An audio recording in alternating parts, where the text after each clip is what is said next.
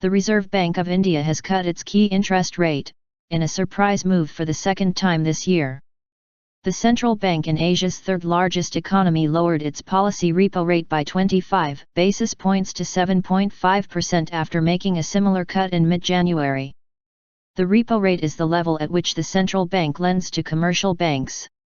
Citing a weaker economy, both of the Reserve Bank's cuts this year have taken place outside scheduled policy meetings, surprising the market. The rupee rose as much as 61.88 against the US dollar, its strongest since the beginning of February, after the move. Meanwhile, the benchmark BSE Sensex index rose 1.4% to hit a record high of 30,010.91, the first time it's crossed the 30,000 mark. The move comes after the government delivered its first annual budget last week and days after the central bank and government agreed to introduce inflation targets. Central Bank Governor Raghuram Rajan said softer inflation and the government's commitment to fiscal discipline were factors behind the easing measure.